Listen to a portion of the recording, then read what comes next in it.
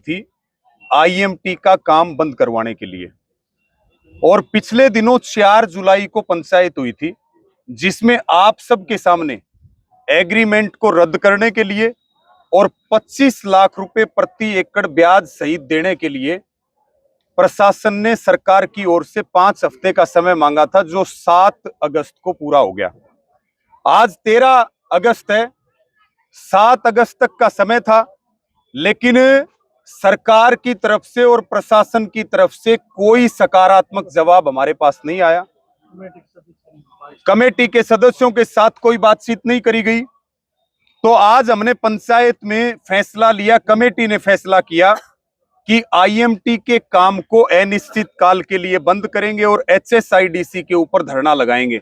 और आपने देखा भी है कि लगभग 3 किलोमीटर लंबा शांतिप्रिय मार्च हजारों किसान करके आए और एचएसआईडीसी के यहां पर बैठ के, उसके बाद यहां एचएसआईडीसी के अधिकारियों से और एसडीएम जो यहां के हैं उनसे बातचीत हुई है और उन्होंने कहा है कि जो हमारे अधिकार क्षेत्र की चीजें हैं, लगभग 8-10 मांगे उसमें और भी हैं, उनके ऊपर हम काम कर रहे हैं। और जो एग्रीमेंट कैंसिलेशन की और जो बकाया मुआवजे की बात है वो सरकार की, मुख्यमंत्री की जिम्मेदारी है। इसलिए हमने 23 अगस्त को सरकार के प्रिंसिपल सेक्रेटरी के साथ आपकी कमेटी की मीटिंग रखवाई है। और हम ये बात पहले दिन से कह रहे थे कि आप माध्यम बनिए और सरकार से वार्ता करवाइए। ये चीज सरकार के लेवल की है, लेकिन ये इसको लापरवाही कहिए, इसको ढिलाई कहिए कि 29 फरवरी से ये धरना चल रहा है। 5 महापंचायतें हो चुकी हैं। 24 जुलाई को विशाल ट्रैक्टर मार्च भी हुआ, लेकिन उसके बाद भी सरकार और प्रशासन कुंभकर्णी नींद में सोया हुआ है। हमें पूरा भरोसा है कि 23 अगस्त को जो मीटिंग होगी उसमें सकारात्मक परिणाम निकलेंगे। धरना हमारा लगातार जारी रहेगा धीर धोखा में। और हम एक कदम इसलिए पीछे हटे हैं कि मीटिंग की बात आई है, अन्यथा 23 अगस्त के बाद फिर हम काम बंद करवाने के लिए महापंचायत करके कड़े कदम उठाएंगे। इसके साथ में आज एक सड़क हादसे में एक बेटी को भी गंभीर चोटें आई हैं, जिसका नल्लड़ मेडिकल कॉलेज में इलाज चल रहा है। तो उसके लिए भी हमने कमेटी को और उनके परिवारजनों को कहा है कि इसकी दरखास्त दीजिए और जिसने भी हिट एंड रन किया है,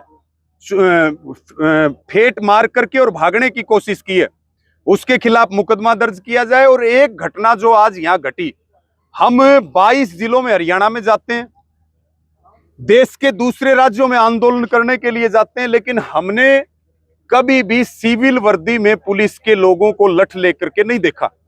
लेकिन आज यहां पर पुलिस प्रशासन की तरफ से बहुत सारे अनगिनत लोग, बार बार मार्च में गाड़ी को हमारे आगे घुमाया जा रहा था जो बिना नंबर प्लेट की गाड़ी थी। सीआईए के लोग सिविल वर्दी में यहां पे घूम रहे थे, उनके हाथों में लठ थे। आपने देखा, उस बात को हमने माइक से भी उठाया और हमने कहा क्या ये कानून में है कि सिविल वर्दी में पुलिस के लोग जो है वो लठ लेकर के और प्रोटेस्ट के अंदर ड्यूटी दे सकते हैं। अगर कल को किसी और आदमी ने, किसी शरारती तत्व ने यहाँ पे कोई हरकत की तो उसकी जिम्मेदारी पुलिस लेने के लिए तैयार है क्या?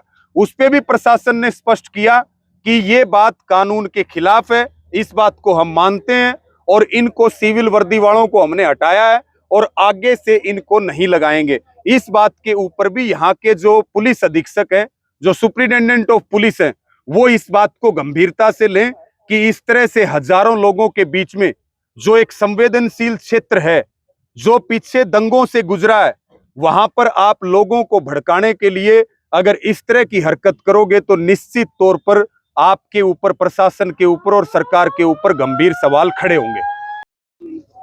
सर, किसान अपनी मांगों को लेकर के रोजगार में पहुंचे हैं, किसान नेताओं की। और देखिए, ये लोग पिछले कुछ समय से धरना दे रहे हैं और मैं 2 बार पहले भी इनके बीच में आ चुका हूँ, डीएसपी साहब भी, और हमने इनसे पहले भी बातचीत की है। पहले भी हमारी सारी बातचीत सकारात्मक रही है।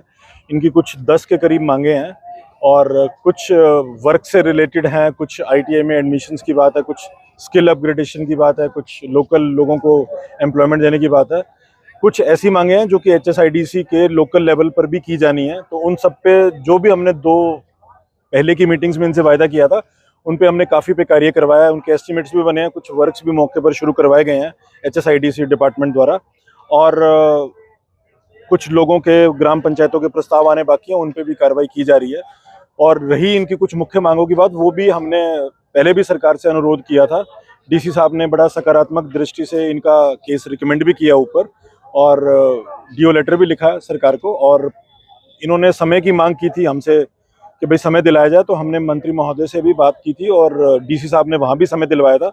अब दोबारा इन्होंने आज यहाँ पर एकत्रित होकर यही बात रखी कि हमें बातचीत करवाई जाए ताकि हम अपनी समस्या का समाधान निकाल सकें। तो वो DC साहब के एफर्ट से वो समय हमें मिल गया है।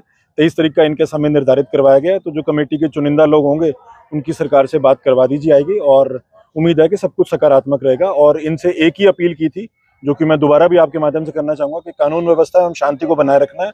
किसी भी प्रकार से लॉ एंड ऑर्डर को अपने हाथ में नहीं लेना, और बिल्कुल शांतिपूर्वक तरीके से अपनी बात रखें। शांतिपूर्वक तरीके से ही किसी चीज़ का बातचीत के माध्यम से हल निकाला जा सकता है। तो उसके लिए मैंने इनसे पहले भी अनुरोध किया था और दोबारा भी कहता हूँ कि किसी भी प्रकार की कोई गड़बड़ अथवा कोई कानून को अपने हाथ में नहीं लेना। हम समाधान बिल्कुल निकलवाने की पुरजोर कोशिश करेंगे। Thank you. ये वहीं पे ही रखेंगे, ये मैंने इनसे अनुरोध भी किया और इन्होंने ये बात स्वीकार भी की है। यहाँ पर अभी कोई ऐसा धरना, क्योंकि अभी जब बात ठीक दिशा में चल रही है तो ठीक रहना चाहिए।